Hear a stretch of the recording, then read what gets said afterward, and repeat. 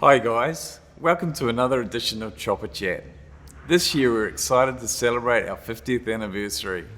In the summer of 1970-71, our rotors started rolling out of Piha. We've come a long way, but our commitment to patients remains the same today as it did 50 years ago. Our aim is to deliver the best possible care to patients and their loved ones in their greatest time of need. As part of the celebrations this year, we're looking back at some of our memorable rescues over the years and reuniting our crew with some of the people they've helped. Today it is my pleasure to introduce to you members of our crew and the patient they helped care for. Joining us is another former patient, Steve Hoppy Rastovich, and his lovely wife, Frances. And next to him is hangar manager and aircrew officer, Greg Browndog Brownson. So welcome guys. I think I'll start with Greg, if that's okay, Greg.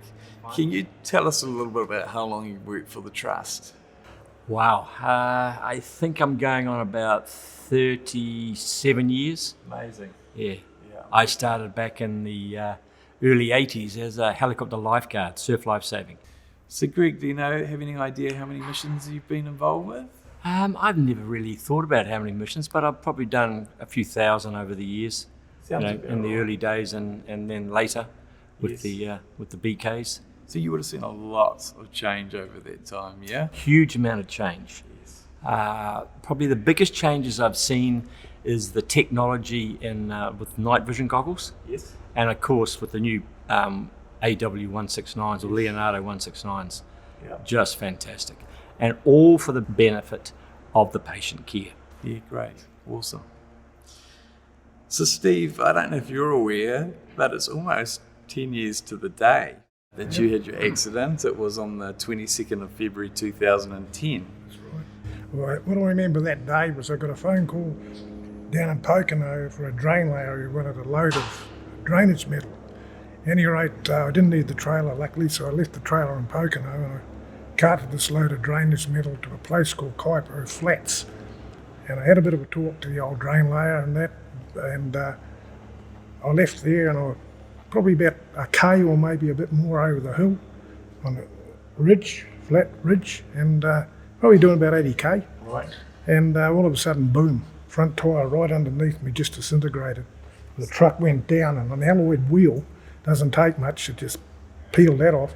So if I went to the left, it's a long way down, I would have done a bit of landscaping going down there. Yes. So I had to go straight ahead and up the bank, which I did. And I knew I was in trouble. Once I hit it, I knew I'm not going to get out of here. At any rate, I would have sat there for quite a while, coming and going, and I could finally hear the chopper. Right. I thought, gee boy, I'm in luck.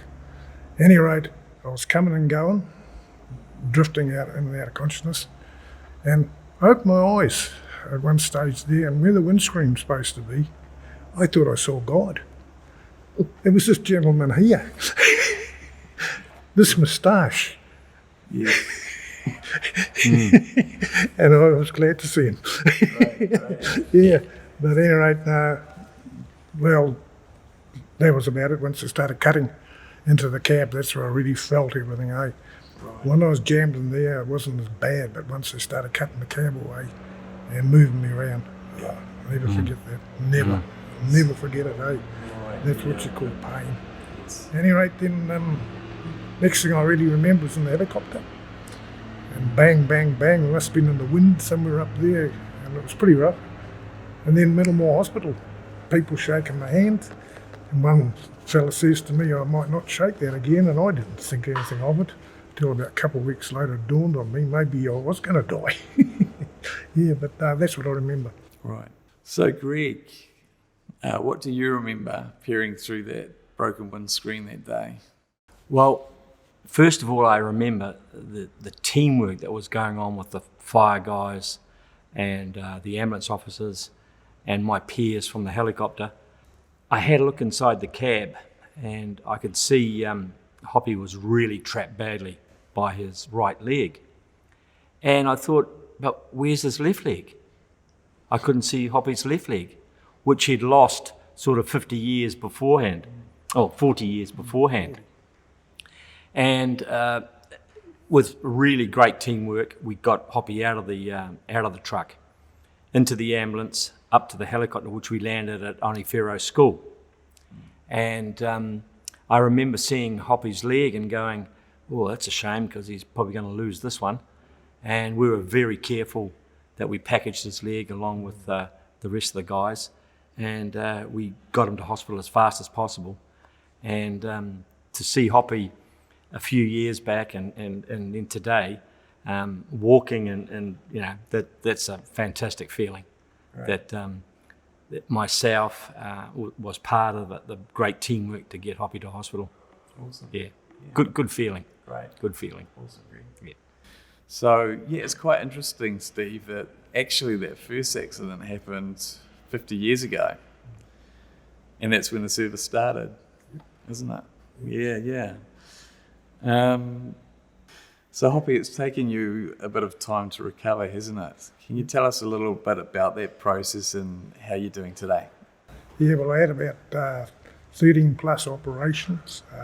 Took about 3 years, and I was determined to get back behind the wheel, which we did. We then got a Volvo truck, which was reasonably low to the ground.